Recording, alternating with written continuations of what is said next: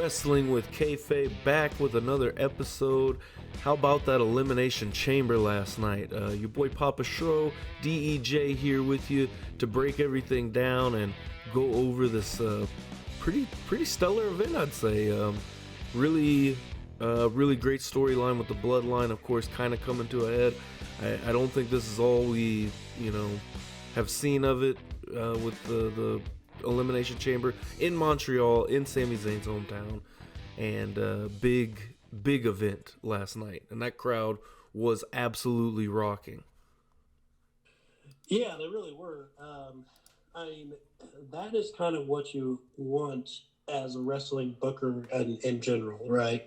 And you want that just absolute hometown hero crowd heat that you got last night from Sami Zayn. You and I were talking back and forth when it was going on. The fact that he entered second was a brilliant move, I thought. Huge. You liked that one too. It just gave the crowd more of a chance to get behind him. The near falls were a work of art. Had me on the edge of my seat. We've said this every podcast, but does Roman Reigns top John Cena at his prime at this run right now? Do you John Cena's best run, which was I can't remember the year, but it's when he held the belt for I think almost 2 years. Was this Roman Reigns better than John Cena's 2-year run?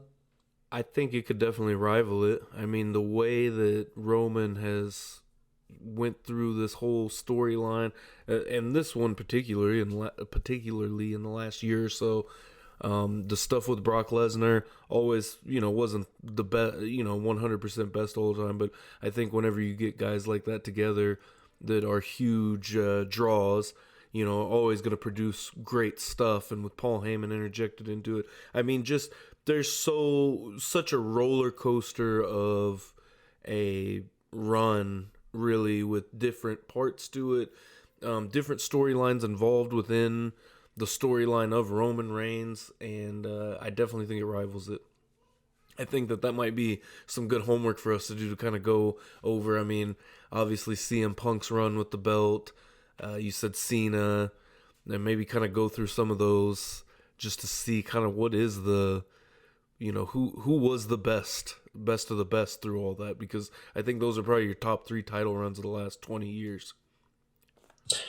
That's true. I mean, I was just kind of thinking of a more recent, Hulk-ish aura, but that's true. I mean, you have CM Punk, you have John Cena, and you could even throw in a Triple H run here or there. And, when he had those runs, and JBL's run for a year, so there's a lot of runs that weren't necessarily longer than Cena and Reigns, and Punk's rather, but maybe, story-wise was just good. I don't know if you found this to be true or not. I think you did, but I feel like the Jey Uso thing kind of fell flat to me. A little, yeah. I get it, but to me, I think we expected more, but maybe we're going to get more later down the road. But it felt like if there was a moment to do it, that would have been it. Yeah, no, I do get the kind of subtleness of it, and I don't think that we're necessarily ready for Jey to straight up attack Roman, or there to be an actual rivalry there yet. But maybe after the fallout of Wrestlemania, I think especially would be a good time to maybe do that. How long do you continue all of this stuff with the bloodline?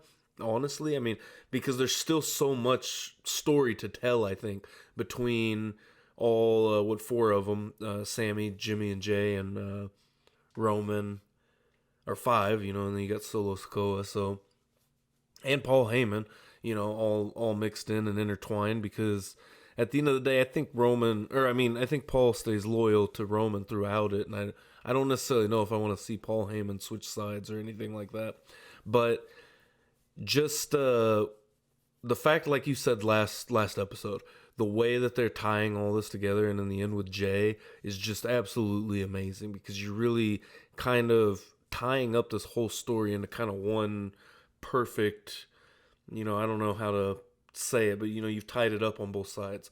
And once you get through this, and where all of them go from here, obviously we've kind of heard the rumors. Roman's kind of done after this run, or going to be a real part timer, and I think that's fine. And so once we move on from this, you wonder how much we'll see Roman after this WrestleMania, and beyond. Yeah, I mean that's true, and I'm interested to see where Solo Sikoa goes after this all ends. Because I think they're trying to push him as the next big force in WWE, which is probably true. I think he definitely can pull that off. Well, and even then, I mean, you could continue with the three of them. Solo Sikoa and the Usos. You could, but I mean, I think that would be kind of repetitive, in a way. And I think if you're WWE, if it's this long of a story, I think once it's over, you kind of end all of that. Yeah, I think. Well, the only way I think you get away with it is you kind of make them a mid-card group, essentially, where it's not at the top of the card anymore, but you still kind of get a little bit of remnants of what was. And then obviously break down from there, and then, everybody will go their separate ways at some point. I think you can pull that off for a few months. But, I mean, I feel you. To be at the top of the card, and if they push Solo Sikoa straight into that with the Usos behind him, I think that, again, like you said, it gets a little repetitive. So, but I think if you go mid-card, you get away with it for a few more months. That's true. I mean, I think that kind of happens in WWE. You get that big push from groups, and then they go to the mid card, and they kind of disappear. Speaking of groups that are kind of getting that upper mid card push, that Judgment Day mixed tag match with Edge and Beth Phoenix was actually very good. I mean, not that Finn Balor being a great wrestler is surprising, but just Beth Phoenix was a little off. You could see it, but she got it together at the end, and it turned out to be a really good finish. Yeah, I thought. I thought it was a good match at the end of the day. They hit a shadow machine. Rumor has it FTR will be coming back at some point. So there's a lot of rumors that circulate through that. Oh man, if FTR come back to WWE, that would be awesome. Yeah, and I mean Triple H would book them correctly. Right, and Edge is a good friend of both those guys, so I'm sure that he probably knows something we don't. But at the end of the day, for a guy who's older and is basically half retired, putting on a high level match against one of the better wrestlers in the world and one of the best wrestlers on the roster, and for Beth Phoenix to do it against probably the best wrestler on the female roster right now, is wildly impressive. So a couple things we kind of talked about right before we started recording about the press conference afterwards, and how we both, I think, kind of enjoy those, and that's kind of obviously a direct from AEW brought over to WWE, which I mean, I like it just being a fight fan too. We're used to that. After a big event, you want to watch the press conference. You get each fighter, and then you get Dana White, Triple H, in this situation, kind of go over the card, and I think that it's awesome. And two things: Edge absolutely destroyed that press conference. I mean, like, you couldn't do it any better of a way to play into, because in 2023, what is kayfabe really, right? So to be able to kind of tie both in, where Edge is kind of being like, a normal person reacting to his match and reacting to what's going on, and then to switch into kayfabe mode and say, I don't know about that dude Austin Theory. I don't know if he's got, quite the work ethic that, we're going to find out Monday night, because I'm going to take up his challenge. I haven't wrestled in, I can't remember where he said it was, Alberta. I think it's Montreal, maybe? No, they were in Montreal on Monday night. They're going somewhere else. Maybe it's Toronto. Maybe, but he said he hadn't wrestled there in 17 years, wherever it was. I can't remember exactly, and he said, I think Monday night I will do that, and, said he's going to take Austin Theory up on his challenge. And so we've already got a little bit of pre-hype for Monday night, which, is a great way to tie in. I mean, wrestling is exhausting. Weekly 3-hour show on Raw. You've got, all this wrestling content out there. So just to add that little bit of flair to, catch somebody like me, it's like, I would like to see that match. That wouldn't be a bad match. And the way Edge hyped it up already like that, amazing. So the other takeaway from that exactly, that same moment with Beth Phoenix, was I really liked how they asked her about Rhea Ripley and how, she was a commentator on NXT for a long time, and she called a lot of her matches on NXT, and they just kind of dove into that and kind of asked her about, what she thought about going from a commentator and a spectator to actually getting in the ring with her. And I thought that was a really, I don't know exactly who's back there doing the questioning. I mean, it looked like legitimate media. So what I'm assuming, because at one point, the one guy announced himself as, I didn't pay attention, but what I can remember from an Ottawa Gazette or something like that. So I think that it was legitimate media back there, and they asked some good questions, and I really like the style of what they're doing, and it's got me even more excited that I'm Wrestlemania, and I'm sure they'll have plenty of that after Wrestlemania. I think it'll be good stuff. Yeah, I think they started kind of doing that at WrestleMania at the mid part of last year when Cody came back. That's when they really started to kind of dive into that. Yeah. And I think it's a good idea, like you said. It kind of adds that touch of realness to it, and it gives wrestlers a chance to break that third wall and be more real. I thought I think someone asked him about retirement, and he said, I don't know, 8 or 9 months down the road, but I would like it to be in Canada. So I think we're getting closer to a full retirement from him, but who knows, like they always say, never say never.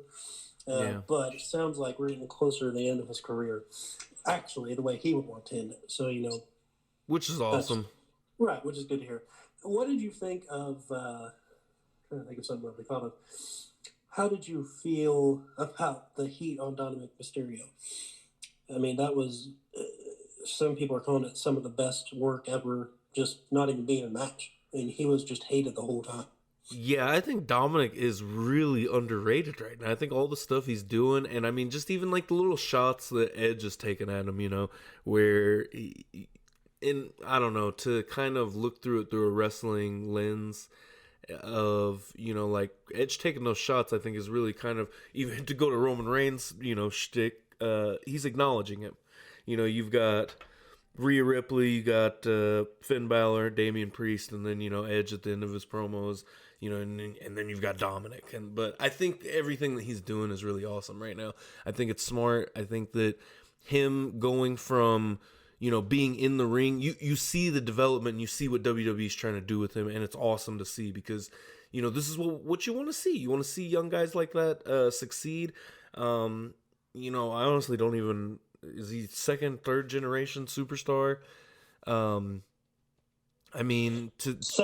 Well, no. Well, it depends on who. I don't know Ray's family. Well, Rey Mysterio was his uncle. I do know that. Okay. He took his uncle's gimmick of Rey Mysterio Jr. So right. I don't know if his dad was actually a wrestler, but either way, so it would be second for sure. Right. Either way, that's another really wrestling royalty type family in the Mysterios, and I don't know, just I think he's doing great work. But like I was saying, he's in the ring with his dad for about a year, however long they did that. They split up, and now he's going on his Judgment Day role, and now he's kind of taking a back seat. He hasn't been in the ring as much, and I like that because they're building him now on a different level of okay, this is how you get heat without even getting in the ring. This is how you manipulate the crowd, and I love everything that he's doing. And me personally, I'm always more, I would say, I guess, partial to the heel. Roman's won me over with the heel work. I've always loved the Miz's stuff. There's a lot of those guys that, I'm sure people, why the hell do you like, but I love the heel work. I love the way, a superstar can work the crowd and really, get them upset. And, I think Dominic is really learning how to do that, and to see him succeed on that level, I'm excited to see what's next for Dominic Mysterio after Judgment Day. Yeah, I'm too, and I think you kind of nailed it on the head there. Triple H, you can see he's talented in the ring, but what he wasn't really getting fully was how to just be a dick. Yeah. And doing that, he went to jail for a night thing that was really brilliant. Yeah. Giving him that extra edge of annoying. And he's playing up to it well. I mean, he's starting to get it. I think he's only, what, 23, 24 or something like that? He's young. So, I mean, he's got a long way to go, but, I think it's really impressive. Speaking of impressive, how good of a performance was it for Montez Ford last night? Shoo! Oh, crazy. The whatever the hell he did on the chamber climbing The up. Spider-Man. Yes. Yeah. I mean, I don't think we've really seen that since like Rob Van Dam. Like the athletic ability of that man is insane, and he is going to be a superstar.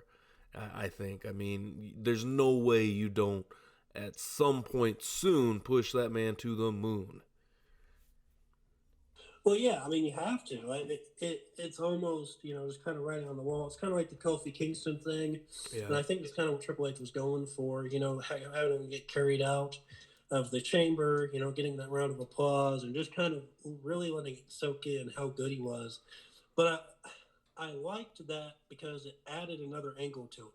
Yeah. It lets Logan Paul come in and be a heel, which is what he's supposed to be. And just be a heel and cost Seth Rollins the United States Championship, and push them to solidify their shot at WrestleMania, which I know people, for whatever reason, don't like Logan Paul, but how are you not excited for that match? Hey, like Triple H said in the press conference, I mean, this kid just seems like he's built for it, I mean, it's going to be ridiculous. I mean, it's putting him against Seth Rollins, putting him in that match at WrestleMania. I mean, it's going to be ridiculous in the I forget what they call it, the buckshot lariat. Is that what they call it? Yeah. The clothesline. He just does it so well. Yeah, effortlessly. And I mean, I am more than excited to see this match. One and two. Well, how about the way he came back from that torn ACL? I mean, how quick he came back from that. I mean, I didn't expect to see him back until maybe next year, especially if, I mean, I still don't know if we know, is this the path he's trying to go on? Does he want to be a legitimate wrestler? Does he just kind of want to dabble in it sometimes? And I think either way is fine. I mean, you have all these part-time guys. Why not? If Logan Paul is coming in and putting on performances like that, I mean, why not throw him on a card in Saudi Arabia and have a big match? Why not have him at a random B show and hype it up a little bit more, or a SummerSlam, or WrestleMania? So I'm really excited, and the little like just seeds they keep putting in, and sowing into everything. He eliminated him at the Rumble. He cost him the U.S. title at the Chamber. Seth has been putting in these little digs. WWE's gotten back to a place where it's like, you don't even have to have two guys in the same room to get that rivalry. It's not like cheesy TV. This is real wrestling, This is like some old school stuff we're kind of getting now. And, it's why people, there's a buzz about WWE right now. I mean, the way that they're running it is, kind of just good old-fashioned wrestling, really.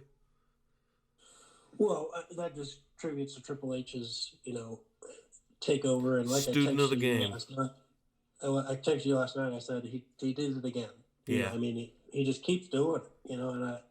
And it's hard to keep doing a consistent show every single month or every other month or whatever. But he just keeps doing it. And I don't.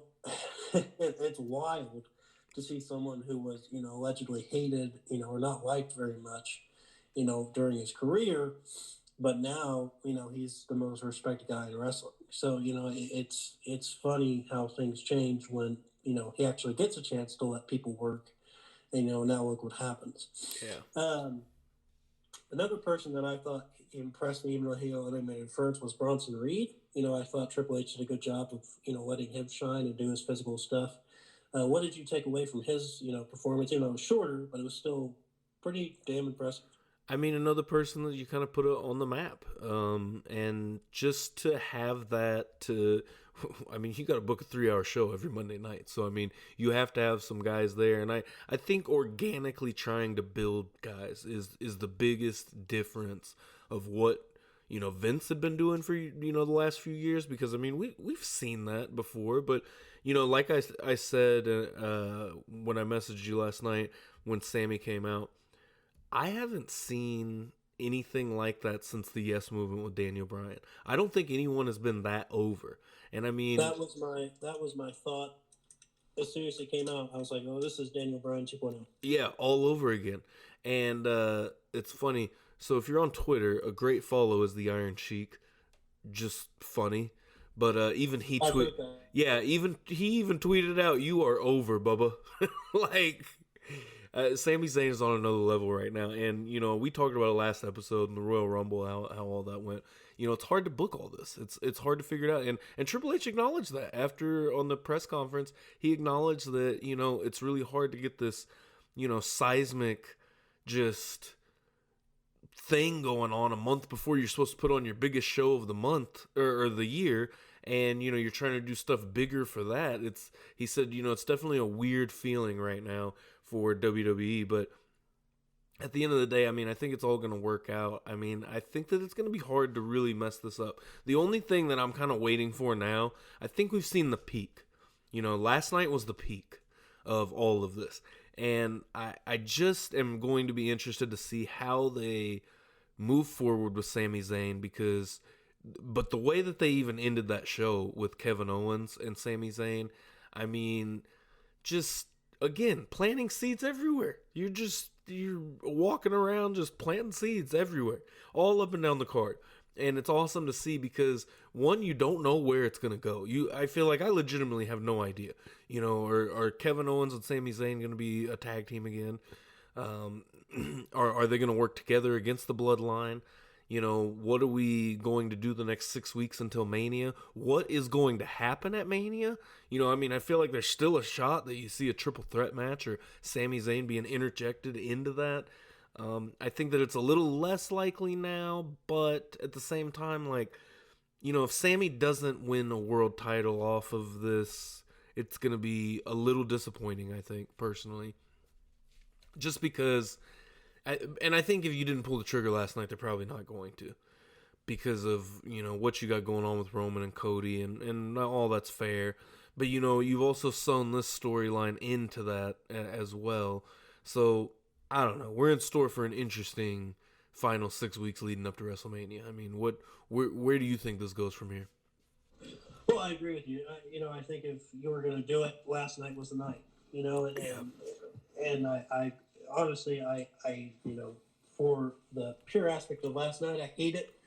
But for the storyline, I'm with it. I think Cody Rhodes being the champion is your long-term best move. I think he's done some of the best work he's ever done. And he's barely wrestled any matches. He's just on the mic cutting promos, which he's very good at. Yes. So, I think Cody Rhodes being your champion is the best move. To be honest with you, though, I think they get a Cody-Sammy rivalry here before too long. Because, I think that's how you start to push Sammy. It's the guy who just barely fails, or just, all those coincidences barely happen. It's kind of like Daniel Bryan before he succeeded. You had all those almost, yeah, but, And Mick Foley, too. Right, and I think we're going to get that with him. And I think it'll pay off at some point. I mean, he'll be organically over either way. Yeah. But it'll only push that forward. How did you feel about the women's match? A very predictable ending, but I heard from Wrestle Talk that they said it was pretty lame. I hate to agree, but it didn't hit for me. I think that's funny just because Triple H said he thinks this was the greatest women's chamber match ever. Which I don't know why he said that. I disagree. I mean, you got to put over your product. I get it. I didn't hate it, or, I guess it didn't woo me the most, but at the same time, like, I think they went in there and did a good job. I think Raquel Gonzalez looked good. She was strong, and that's how you need to book her. I think you had to book Asuka to win. I mean, I don't know how anyone else in that match would have won. I mean, I feel like Carmella I've never taken seriously. So that's one that's in there that the little thing. Huh? You know what I forgot? Her and Corey Graves are married. Yes, and they made that very clear on the broadcast. Which, whatever, I'm fine. That's cool. That's something we know. So, same thing with like Edge and Beth. But where was I going with that? Asuka. She has to. I think you had to book her to win. But the spot they did with Liv Morgan, I like what they did, but the execution wasn't great. Where she got eliminated and passed out to the armbar and the sharpshooter, and so I don't know. I didn't love that spot, but I get what they're trying to do. But at the same time, like based on hit or miss with what Triple H has done, I mean, you'll take a miss out of a night where you had, you're probably batting fucking 800. That's true. I'm just not sure where they're going with Liv. I mean, is it I kind of agree. like a Raven Sting character? I don't really get it. And I maybe it'll reveal itself down the road. But I don't get it right now. Asuka was the best choice since they're booking Bianca Belair so strong. Yeah. It just seems like the best choice to me. I guess we're kind of going in reverse order here, but Yeah. I guess when that kind of, I think the low point of the show, for the last talking point was Brock Lesnar, Bobby Lashley. And Yeah. and That was they've been that was a booking, placeholder on this card, is what that was. yeah, they've been booking this as Bobby Lashley's a parent to Brock Lesnar, Yeah. which makes sense. They're both from the same. Well, they both basically follow the same path, more or less. Wrestler, professional wrestler, MMA, and both of them fairly successful. So I mean, it makes sense that these two dudes would meet up in a wrestling match, and Brock Lesnar would have a hard time beating Bobby Lashley. Yeah. And so everything makes sense. But when you do this, and WWE has done the shock value against Brock Lesnar before, and sometimes it works and sometimes it doesn't. This one didn't. And they did the shock value where Bobby Lashley beat Brock Lesnar single-handedly, pretty much. I forget which one that was. It was a Royal Rumble. I think it was Royal Rumble last year, where Bobby Lashley just steamrolled Brock Lesnar. Yeah, and I think I think last night I really kind of realized I think I'm kind of tired of all this. I'm tired of Brock Lesnar's matches. I feel like, especially when they try to make these big feel matches, they go back to what they did with Goldberg and Brock Lesnar, and like that's pretty much the model of a Brock Lesnar match. And like you said, I think that's what you're referring to, saying kind of the shock value type stuff. But ending that match in a low blow, I don't think that was the way. That's hardly ever the way to go. Hardly ever, I feel like, that you can kind of get away with that, and maybe like on a Monday Night Raw or something like that, but to do that at the premium live event is just not I don't know, it's not a good look, I don't think, and kind of left me like, all right. And then especially with the Bray Wyatt stuff tying into it, I know Brock Lesnar just absolutely destroyed everyone, and we were texting while we were watching it, and you said like, okay, so it's probably definitely Brock, and which makes sense, but it's just, I don't know, the way that was already tied into this match to get that finish was just weird to me, kind of. Well, I was surprised we didn't see Bray Wyatt after. Yeah. And maybe that's just where they wanted to hold off on that, which in a way, I guess that's good, because you kind of get tired of him showing up after every match. So I think holding off is probably a good idea. But even or maybe Uncle Howdy or Alexa Bliss, because they got the whole thing going on with Alexa Bliss, and just somebody random, maybe even just pop up, just stare at Brock for a minute as he goes up the ramp, or Right, and maybe we missed something that they put in there, right. slightly, which they probably did. But I don't know what to think of Bray and Brock. I think it will be good, but hopefully it's just one of those. If you want to have Bray Wyatt come back and instantly be, how do I put this? Kind of like back in the same space he was. Like, this is almost the biggest hard, like, factory reset on a character ever. If you book him to beat Brock Lesnar at WrestleMania, that is, I don't know if I necessarily, like you said, it's weird. It's a weird pairing. It's going to be interesting to see what happens. But if you wanted to, like, absolutely reset Bray Wyatt and get him kind of back to maybe the same that he was going into WrestleMania 30 or even maybe 31, before, he kind of got booked into being a joke. This might be the way to do it.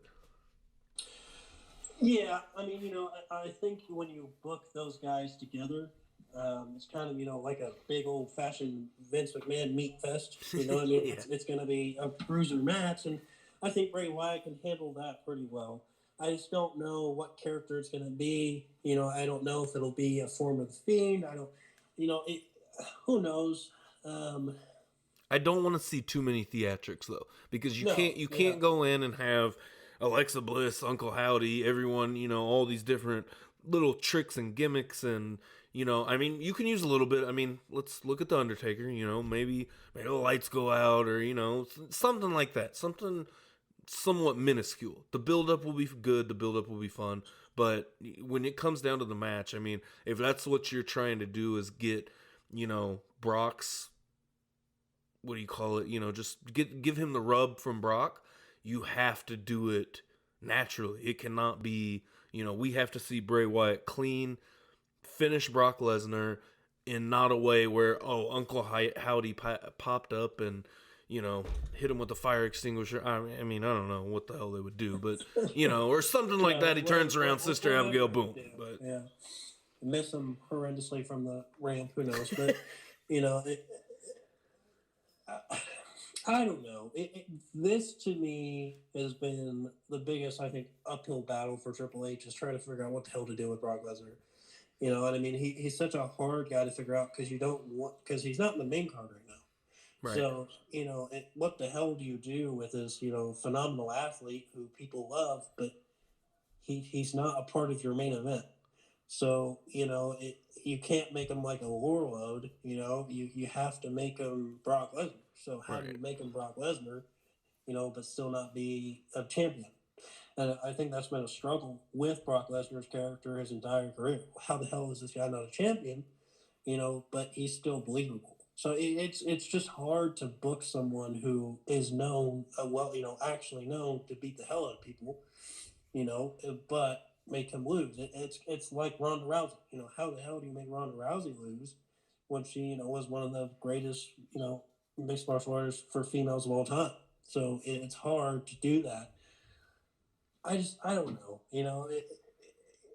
I have faith in Bray Wyatt, and I think Brock Lesnar's ideology of wrestling is very underrated. Agreed. But this is going to be tough. It's going to be tough to figure out how to do this for Triple H. Just kind of rerouting it back to Roman Reigns real quick. Paul Heyman is so damn good. Man.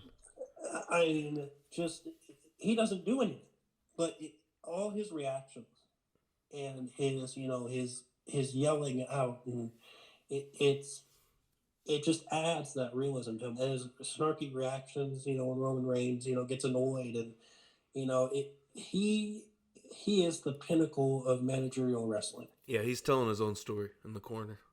Mm-hmm. Because it almost feels like Paul Heyman's protecting himself.